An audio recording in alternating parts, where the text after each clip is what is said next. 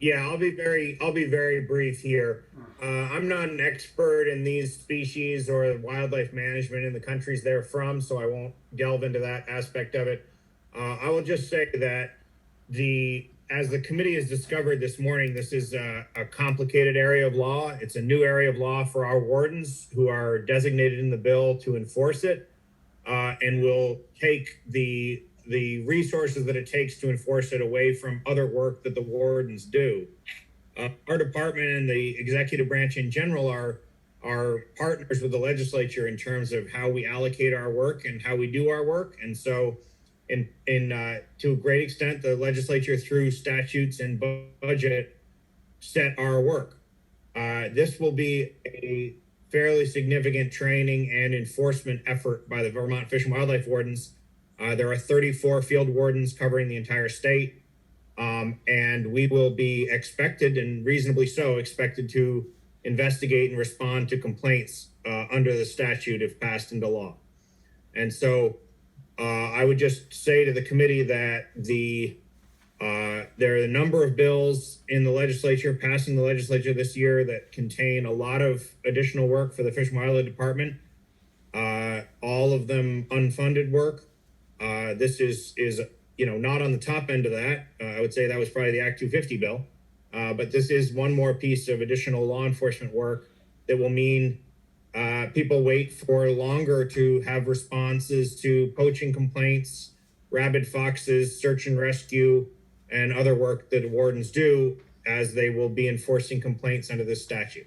So that's the meat of my testimony, and I will be happy to answer any questions. I guess one question I have, do you have any analysis as to what this will cost? We have not done that fiscal analysis, and I don't believe JFO has either, although I may not have seen it. It's very difficult to analyze, Senator Brock, I think, because this will be primarily a complaint-driven enforcement. So when people are in dispute over a certain estate or certain sales, or they don't like a neighbor who's doing something else, they will us to complain, and we will respond to that as we do with any other statute. And some of the enforcement will be quite involved, as you can see yourselves from the complexity of these issues. I assume there'll be a training component as well that would have a cost. Correct. So I had the same question as Senator Brock.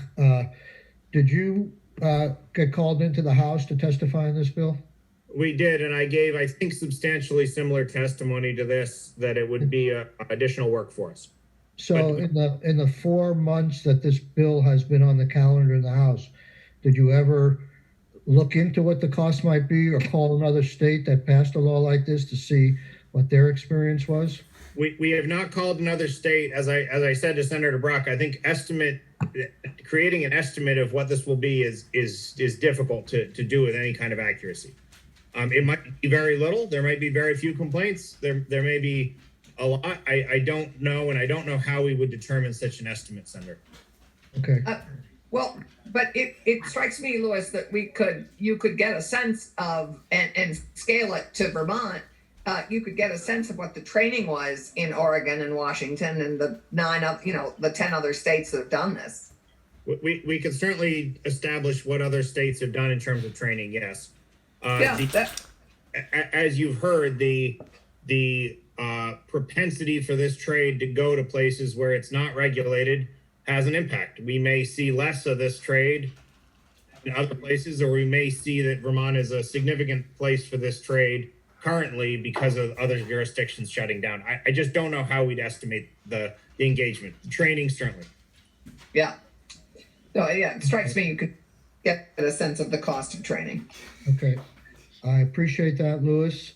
Unless there were other questions, I'd like to, Mike O'Grady says he has the answers to the questions that he was asked to go look into. So I'd like to hear from him quickly.